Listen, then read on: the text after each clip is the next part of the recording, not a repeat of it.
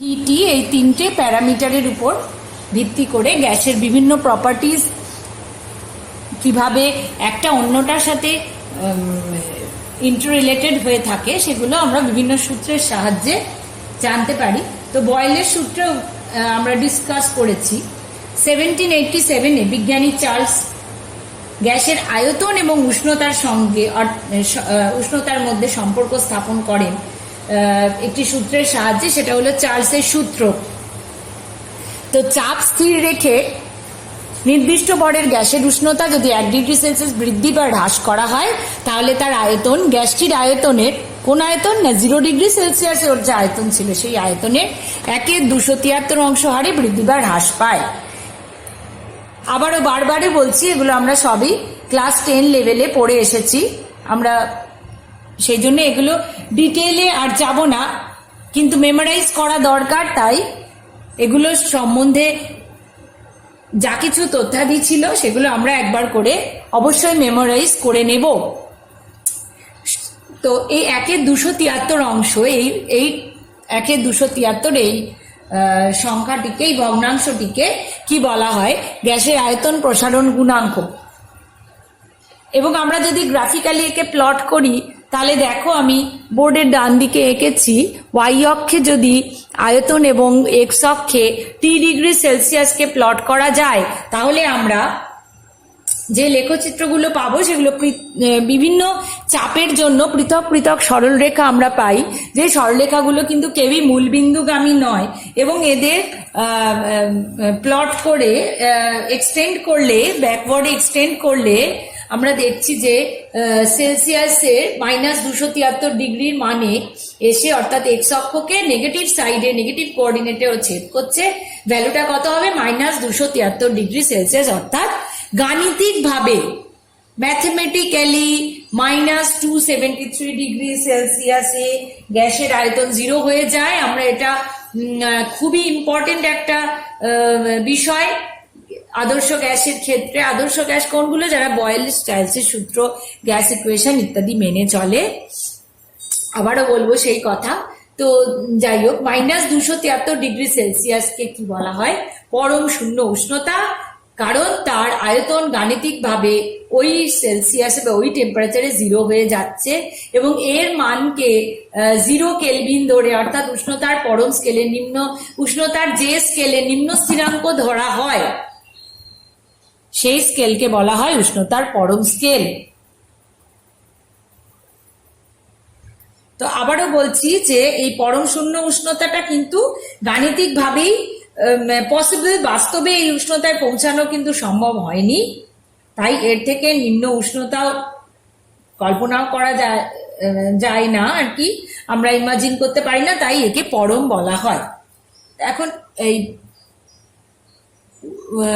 উষ্ণতার যে পরম স্কেল আমি বললাম, সেই স্কেলে যে পরম উষ্ণতার সঙ্গে আয়তনের সম্পর্কটা কিরকম হয়, যেটার উপর বেস করে আমরা গ্রাফগুলো প্লট করতে চলেছি, আবার সেটা একটু ডিডাকশনটা একটু মনে করে নিই। তো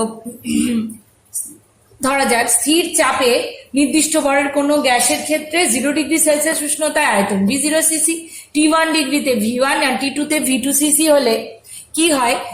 রিলেশন গুলো V1 = V0 into, according to Charles law, V0 × 1 + T1/273। So এই 1 + T1 কে, অর্থাৎ সেলসিয়াসের যে টেম্পারেচার তাকে 273 দিয়ে যোগ করলে যে উষ্ণতা আমরা পাই সেটাই হলো পরম উষ্ণতা। তো তাই একে আমরা ক্যাপিটাল T দিয়ে ডিনোট করি। স্মল t1 যদি সেলসিয়াসে হয়, ক্যাপিটাল T1 তাহলে কেলভিন স্কেলে হয়, তাহলে একে আমরা লিখতে পারি V0 × T1/273। Similarly T2 degree সেলসিয়াসের জন্য V2 = V0 × T2/273। এদেরকে সম্পর্ক স্থাপন করলে, অর্থাৎ V1/T1 যদি আমি লিখি তাহলে আসছে ম্যাথমেটিক্যালি পুট করে আমরা ইকুয়েশনটা পাচ্ছি, কি সম্পর্কটা কি পাচ্ছি? V1/T1 = V2/T2, অর্থাৎ V আর T স্থির চাপে নির্দিষ্ট ভরের কোনো গ্যাসের আয়তন তার পরম উষ্ণতার সঙ্গে কিরকম সম্পর্কযুক্ত না সমানুপাতিক সম্পর্কযুক্ত। তাহলে বলা যায় যে ভি সমানুপাতিক ক্যাপিটাল টি যখন গ্যাসের চাপ এবং ভর স্থির, অর্থাৎ লিখতে পারি স্থির চাপে নির্দিষ্ট ভরের কোনো গ্যাসের আয়তন ওই গ্যাসটির পরম উষ্ণতার সঙ্গে সমানুপাতিক হয়। এবার গ্রাফিক্যাল প্লটগুলো আমরা দেখব।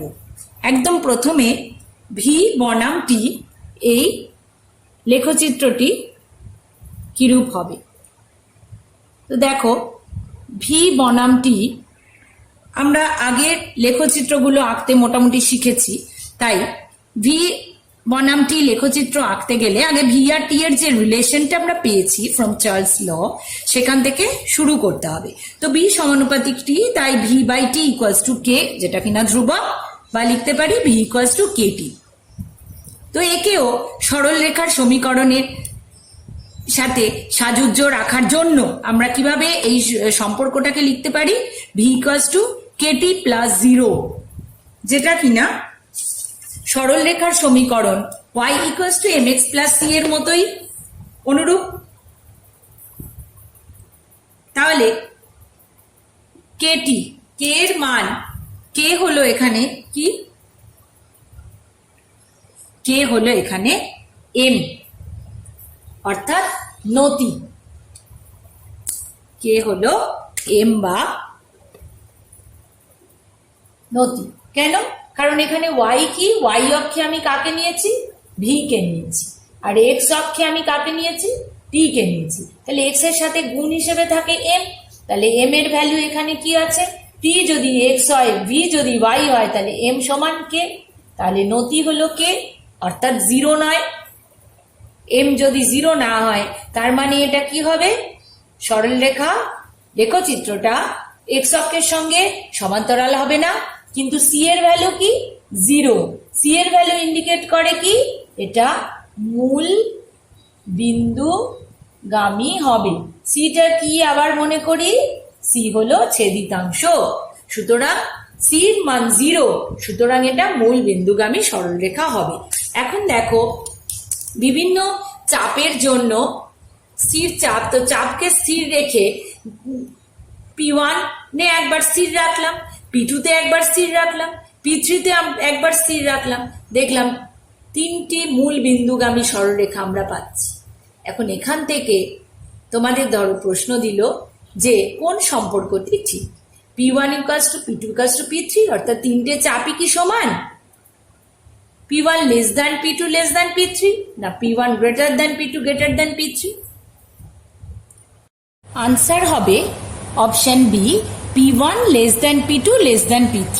কেন না, কারণ হলো যে লেখচিত্রটির জন্য কে এর ভ্যালু বেশি হবে, তার ক্ষেত্রে P1 এর মান অর্থাৎ চাপের মান বেশি কম হবে, এবং যার ক্ষেত্রে কে বা নতির মান কম হবে, তার ক্ষেত্রে সেই রেখাটির জন্য যে চাপকে স্থির রাখা হয়েছে সেই চাপের মান বেশি হবে।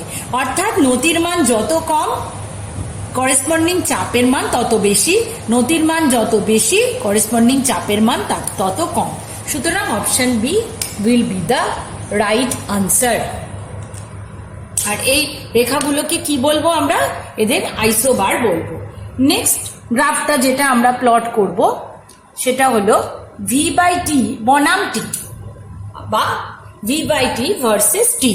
তাহলে এক্সপ্রেশনটা আবার নিলাম আমরা, V by T equals to K, যাকে আমরা লিখতে পারি কিভাবে লিখবো, 0 ইন্টু টি প্লাস কে। এই 0 ইন্টু টি কেন লিখছি, কারণ আমরা ওয়াই অক্ষে ভি বাই টি কে প্লট করেছি, ওয়াই কম্পোনেন্ট হলো ভি বাই টি, আর এক্স অক্ষে টি কে প্লট করেছি, তাই জন্য আমরা একেও ওই সরল রেখার সমীকরণের আঙ্গিকেই লিখবো y equals to mx plus c, তাই লিখবো 0 ইন্টু টি প্লাস কে।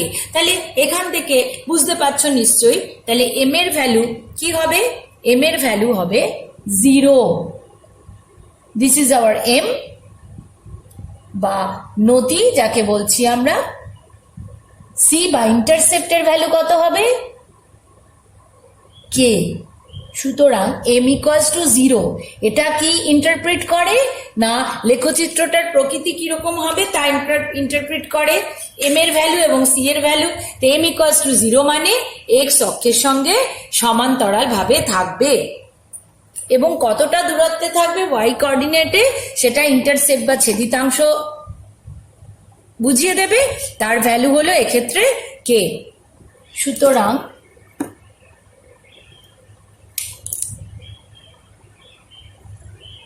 লেখচিত্রটি হবে এই প্রকৃতির, এক্স অক্ষের সঙ্গে সমান্তরাল এবং এই দূরত্বটা হলো ছেদিতাংশ যার মান এক্ষেত্রে কে। নেক্সট লেখচিত্রটি হলো স্থির চাপে নির্দিষ্ট ভরের গ্যাসের, আদর্শ গ্যাসই বলবো, লগ ভি বনাম লগ টি লেখচিত্র। তাহলে দেখো আগেও আমরা লগারিদমিক ভ্যালু নিয়ে লগারিদমিক ভ্যালু দিয়ে কিছু গ্রাফ প্লট করলাম, তাই এটা নিশ্চয়ই বুঝতে সুবিধাই হবে। তো starting equation v equals to kt according to Charles law, logarithm both সাইডে আনলে log v equals to log k plus log t। Logarithm যারা জানো না তাদের অবশ্যই একটু অঙ্কের পার্ট থেকে এটা শিখে নিতে হবে। এখন এই ইকুয়েশনকে আবার আমরা সরল রেখার ইকুয়েশন বা ইকুয়েশন অফ স্ট্রেট লাইনের সঙ্গে ম্যাচ করাবো। সেখান থেকে আমরা দেখতে পাবো, ট্যালি করলে দেখতে পাবো m এর ভ্যালু কি হবে।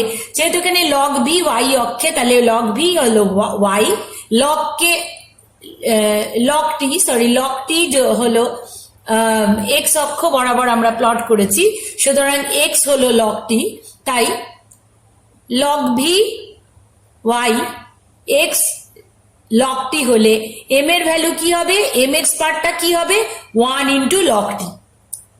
রিপিট করছি আবার, log v হলো y, log t হলো x। দেখে নেবে আগে আমাদের কি বনাম কি প্লট করতে হবে সেটা দেখে নেবে, তারপরে তাকে ইকুয়েশনে ঠিক সেই জায়গায় বসাবে, তাহলেই দেখবে বিষয়টা তোমাদের কাছে অনেক সহজ হয়ে যাবে। তাহলে m এর ভ্যালু কি হবে, mx পার্টটা যদি log t হয় তাহলে m এর ভ্যালু কি হবে 1 ইন্টু log t, mx কে লিখতে পারি m এর ভ্যালু হবে +1 এবং ইন্টারসেপ্ট পার্টটা কি, বাকি যে অংশটা যোগ দিয়ে পড়ে রয়েছে যোগ হিসাবে লেখা হয়েছে সেটা কি log k। So the intercept বা ছেদিতাংশ হলো c হলো log k। m এর ভ্যালু +1, প্রথমেই কি দেখতে পাচ্ছি প্লাস চিহ্ন অর্থাৎ ধনাত্মক, তার মানে লেখচিত্রটি উপর দিকে বেঁকে যাবে এবং +1 অর্থাৎ ওর ভ্যালু হলো 1, তার মানে m এর ভ্যালু 1, সেখান থেকে আমরা tan থিটার ভ্যালু পাবো 1, সুতরাং থিটার ভ্যালু 45 ডিগ্রি। তো এই থিটা এখানে কি বোঝাবে যে কতটা অ্যাঙ্গেলে ওটা ইনক্লাইন্ড থাকবে ওই রেখাটা। সো আমরা এবার গ্রাফটা প্লট করতে পারবো। কি কি জেনে গেছি, আমরা জেনে গেছি যে m এর ভ্যালু +1, তার মানে ধনাত্মক দিক ধনাত্মক মান এবং সেটা উপর দিকে বেঁকে যাবে। +1 থেকে আমরা বুঝলাম tan থিটার মান 1, যেহেতু m equals to tan theta, অর্থাৎ থিটার ভ্যালু 45 ডিগ্রি, মানে কতটা বেঁকে যাবে না 45 ডিগ্রি অ্যাঙ্গেল করে বেঁকে যাবে। যেহেতু m এর ভ্যালু 0 নয়, তার মানে ওটা কখনোই x অক্ষের সঙ্গে সমান্তরাল রেখা নয়। c এর একটা ডেফিনিট ভ্যালু আছে, তার মানে এটা মূল বিন্দুগামী সরলরেখা নয়, এটা শুরু হবে y কোঅর্ডিনেটে, y এর পজিটিভ কোঅর্ডিনেট দিয়ে শুরু হবে, কারণ কি c এর ভ্যালু পজিটিভ, অর্থাৎ log k এই ডিস্টেন্সটা মেনটেন করে গ্রাফটা শুরু হবে। তাহলে আমরা এবার গ্রাফটা দেখব। আমি এটা এঁকে রেখেছি, তোমরা কিন্তু নিজেরা আঁকবে, ভিডিও পজ করে নিজেরা আঁকবে। শুরু করব আমরা log k ডিস্টেন্স মেনটেন করে y অক্ষে এবং তারপরে তাকে আমরা উপর দিকে বাঁকিয়ে দেব, কেন না এটা প্লাস আছে। কতটা কোণে বাঁকাবো তোমরা বলবে, কতটা কোণে বাঁকাতে হবে না 45 ডিগ্রি অ্যাঙ্গেল করে মেনটেন করবে। প্রয়োজন মতো এখানে একটা স্ট্রেট লাইন আঁকবে যেটা কিনা এক্স অক্ষের সঙ্গে প্যারালাল হবে এবং তার সাথে 45 ডিগ্রি অ্যাঙ্গেল করে এই রেখাটা ড্র করবে। সুতরাং আমরা লেখচিত্রটা আঁকতে পারব। অর্থাৎ এইভাবে আমরা বয়েলস ল আর চার্লস ল এর যে প্যারামিটারগুলোর কে বিভিন্নভাবে বসিয়ে বসিয়ে যাই লেখচিত্র দেওয়া হোক না কেন, আশা করি আমরা এবার সফলভাবে সেটাকে প্লট করতে পারবো। তো at the end of Charles law যে মলিকিউলার এক্সপ্লেনেশন, অর্থাৎ গ্যাসের মলিকিউল গুলো কি হচ্ছে, তাহলে আমরা বলবো গ্যাসের মলিকিউল গুলো টেম্পারেচার যত বৃদ্ধি করা হবে তাদের মধ্যে বিশৃঙ্খলার মাত্রা বেড়ে যাবে, এবং বিশৃঙ্খলার মাত্রা বেড়ে গেলে তাদের মধ্যে অনেক বেশি গতিশীলতা বাড়বে, এবং টেম্পারেচার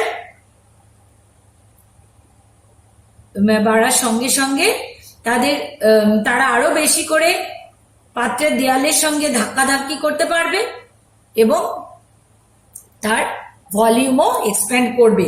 অর্থাৎ কি আমি বলতে পারছি যে আমরা যে চার্লস লটা পড়েছি সেটাকে আমরা যে মলিকিউলগুলো যে কাইনেটিক মোশনে থাকে, যেটা আমরা একদম প্রথমে ইন্টারমলিকুলার ফোর্স অফ অ্যাট্রাকশন দিয়ে শুরু করলাম, তো সেই বিগনিং পয়েন্টে যদি চলে যাই তাহলে কি হবে, যত টেম্পারেচার বাড়ানো হবে তত ওদের মধ্যে কোলাইড করার টেন্ডেন্সি বাড়বে, এবং ধাক্কা বাড়ার সাথে সাথে তাদের আয়তনও বৃদ্ধি পাবে।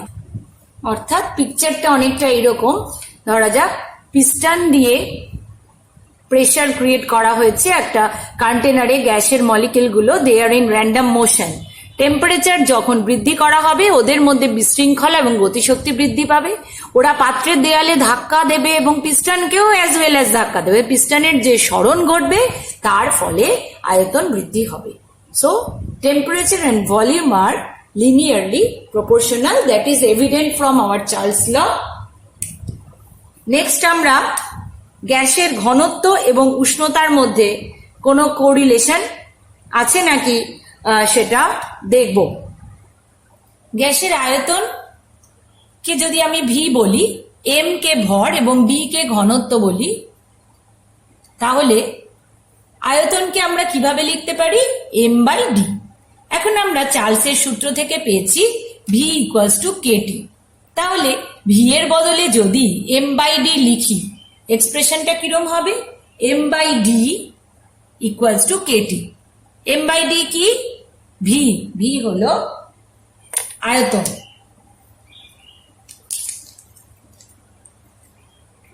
অর্থাৎ ঘনত্ব সমান সমান লিখতে পারি M by K into 1/t, ঘনত্ব মানে ডি।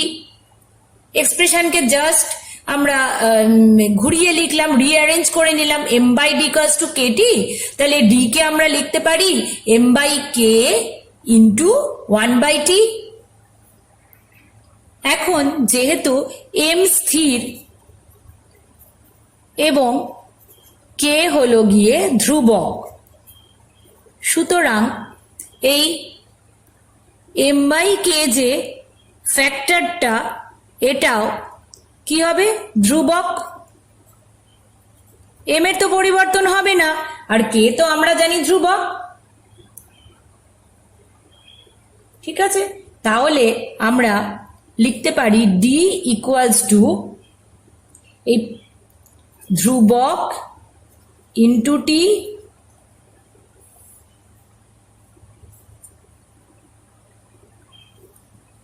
অথবা লিখতে পারি ডি ইকুয়ালস টু ধ্রুবক ইন্টু 1/t, অথবা আমরা লিখতে পারি ডি সমানুপাতিক 1/t। কখন না, যখন এম আর পি স্থির, অর্থাৎ ভর এবং চাপ যখন স্থির। তাহলে লিখছি ভর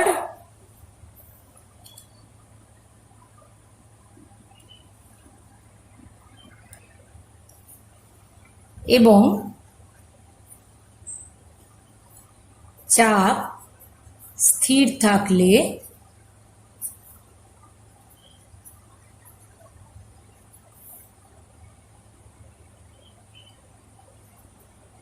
এম ভরের কোনো গ্যাসে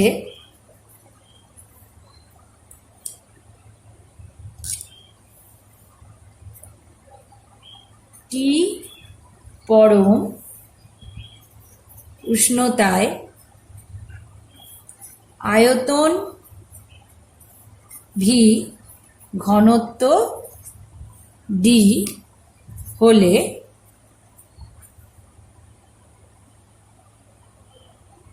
ডি সমানুপাতিক 1/t।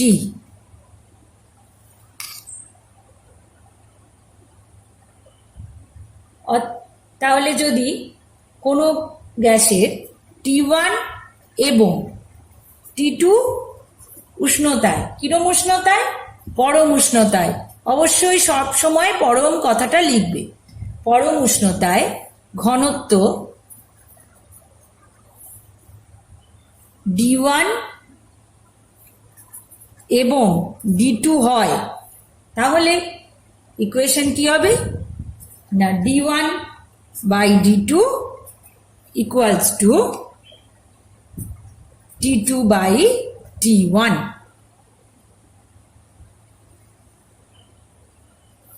এই ইকুয়েশন দিয়ে আমরা কিন্তু ম্যাথমেটিক্যাল প্রবলেমগুলো সলভ করতে পারবো। সুতরাং গ্যাসের ঘনত্ব, আদর্শ গ্যাসের ঘনত্বের সঙ্গে উষ্ণতার সম্পর্ক আমরা এইভাবে কোরিলেট করতে পারলাম। এবার একটা সিম্পল কোয়েশ্চেনের আমরা আনসার দেওয়ার চেষ্টা করব। ধরো কোয়েশ্চেন করলো তোমায়, hot air is less dense then cool air, অর্থাৎ গরম যে হাওয়া, সেই গরম হাওয়া ঘনত্ব ঠান্ডা হাওয়ার থেকে কম কেন? কারণ হলো নির্দিষ্ট ভরের কোনো গ্যাসের যদি আমরা উষ্ণতা বৃদ্ধি করি তাহলে তার আয়তন বৃদ্ধি হবে। আয়তন বৃদ্ধি হওয়া মানে m/v এই ফ্যাক্টরটার মান হ্রাস পাবে, অর্থাৎ ঘনত্ব হ্রাস পাবে।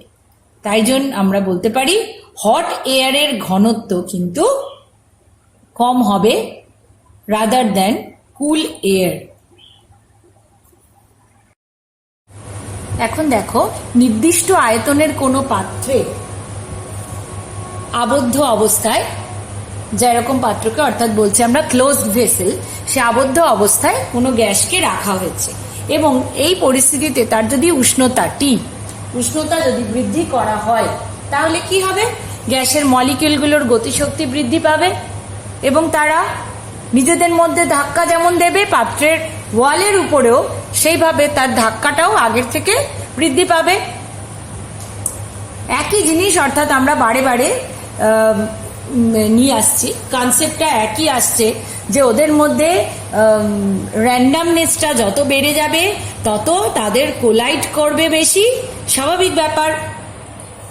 একগাদা মানুষ যদি এক জায়গায় থাকে তো তাদের মধ্যে ধাক্কাধাক্কি বেশি হবে।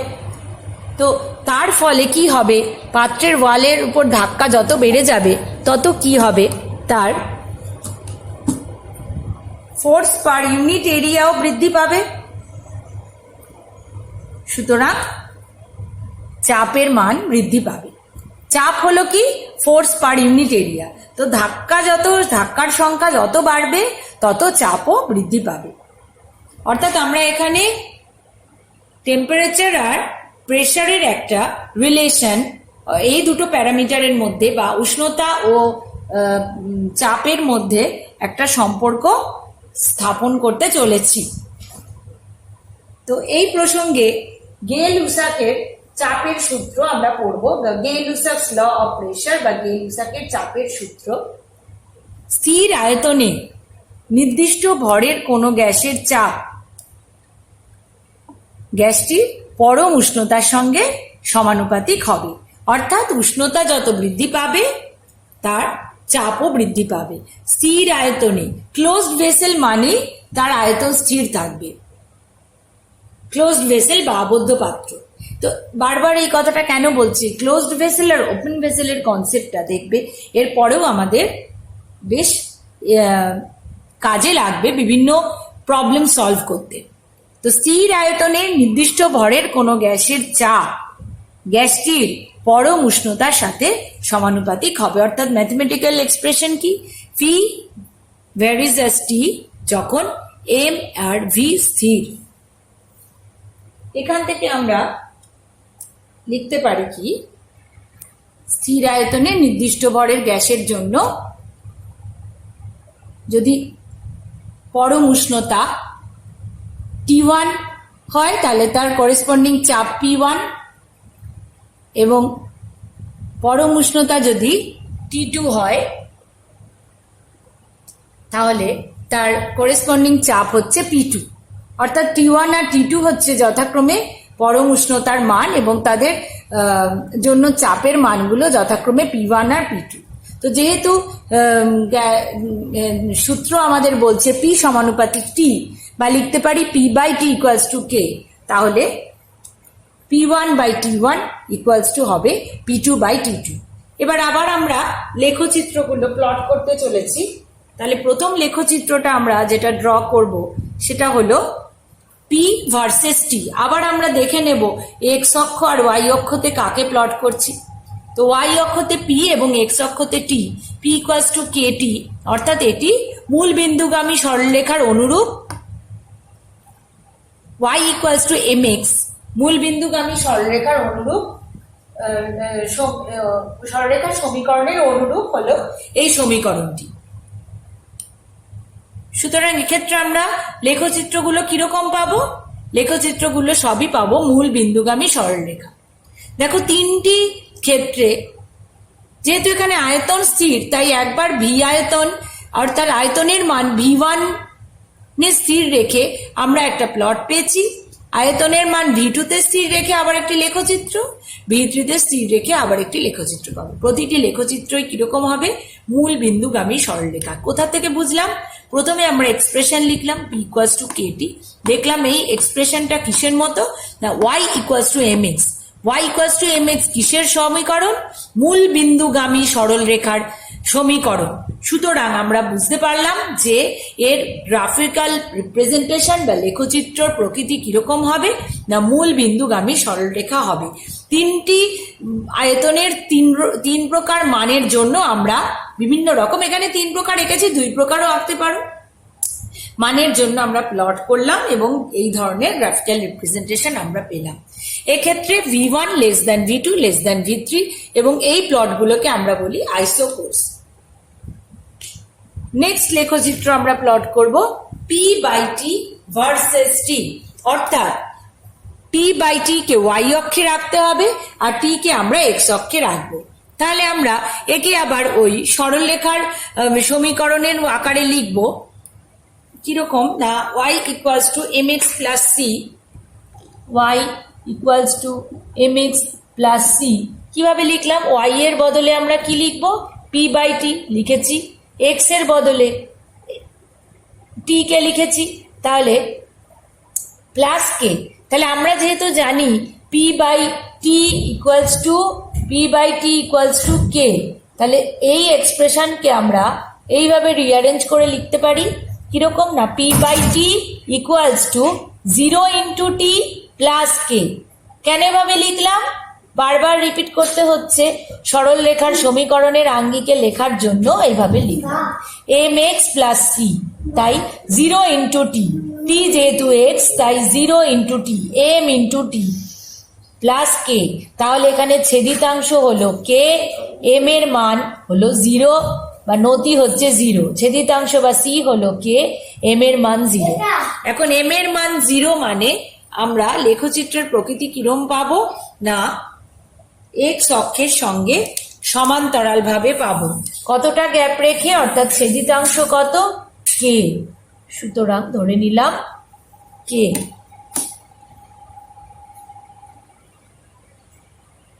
x অক্ষের সঙ্গে সমান্তরাল একটা লেখচিত্র আমরা ড্র করে নেব।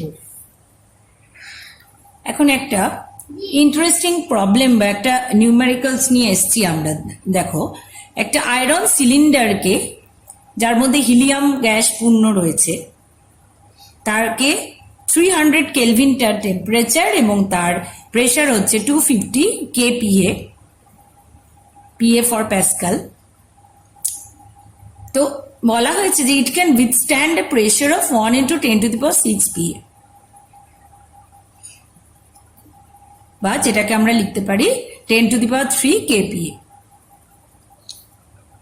উইথস্ট্যান্ড এ প্রেশার মানে এতটা প্রেশার বা এতটা চাপও সহ্য করতে পারে। তো এরকম একটা iron cylinder full of helium, if it catches fire, আগুন লেগে গেল কোনো কারণে, ইটস প্রোভাইডেড যে ওর মেল্টিং পয়েন্ট হচ্ছে 1800 কেলভিন। তো কোয়েশ্চেনটা হচ্ছে এরম ভাবে হঠাৎ আগুন লেগে গেল, ইট গেটস ফায়ার, তাহলে whether the cylinder will blow up before melts or not, অর্থাৎ ওর মেল্টিং পয়েন্টে যাবার আগেই ও ব্লো আপ করে যাবে নাকি যাবে না। So we must use the Gay Lussac's law of pressure, যেখান থেকে আমরা এই রিলেশনটা পাচ্ছি P1/T1 ইকুয়ালস টু P2/T2, এবং P1 এ আমরা 250 kPa বসাবো, T1 এ 300 কেলভিন, P2 টা আমরা জানি না, অর্থাৎ কতটা প্রেসারে পৌঁছাচ্ছে সেটা আমরা জানি না। T2 হলো 1800 কেলভিন, অর্থাৎ ওর মেল্টিং পয়েন্টে কতটা প্রেসার ও অ্যাচিভ করবে সেইটা আমার জানতে হবে। তো দেখতে পেলাম যে ওর মেল্টিং পয়েন্টে এইভাবে ক্যালকুলেট করে we can get the value of P2। P2 এর ভ্যালু আমরা পেলাম 1500 kPa, 1500 kPa which is much greater than 1000 kPa বা 10 কিউব kPa, অর্থাৎ ও ম্যাক্সিমাম কতটা সহ্য করতে পারে না 10 কিউব kPa, আর মেল্টিং পয়েন্টের প্রেসারটা কত হবে 1500 kPa, যেটা ওর সহ্য ক্ষমতার থেকে বেশি, সুতরাং it will blow up before melts। ওকে, এবার দেখো গ্রীষ্মকালে বলবে যে ইন হট সামার ডেজে বা গ্রীষ্মকালে টায়ার গুলো ফেটে যায়। কেন হয় না গ্রীষ্মকালে উষ্ণতা বৃদ্ধি হয়, টেম্পারেচার বেশি বাইরে, সো ইনক্রিজ অফ টেম্পারেচারের জন্য টায়ারের ভেতরে ইনসাইড যে প্রেসারটা সেই প্রেসারটাও বেড়ে যায়, ইনসাইড প্রেসার বেড়ে যাওয়ার জন্য টায়ার ফেটে যায় বা টায়ার বার্স্ট করার টেন্ডেন্সিটা অনেক বেড়ে যায়। এই রিলেশনের উপরই আর একটা নিউমেরিক্যাল আমরা করব না, আমি হেল্প করে দেবো, এটা তোমরাই করবে। কোনো কন্টেনারে বা কোনো ফ্লাক্সের মধ্যে 20°C উষ্ণতায় 760 মিলিমিটার প্রেসারে একটা গ্যাস ভর্তি করা আছে। বলা হলো পাত্রটি সর্বোচ্চ 2 atm চাপ সহ্য করতে পারে। এখন কোন উষ্ণতায় পাত্রটি ফেটে যাবে? তো এখানেও আমাদের কি করতে হবে? We should apply the same relation, গে-লুসাকের চাপের সূত্র। এখন একটা ইকুয়েশন বা রিলেশন আমরা পড়ছি, সেখান থেকে নিউমেরিক্যাল করব, but at the end of the chapter তোমরা দেখবে অনেকগুলো রিলেশন আমরা we have learned a lot.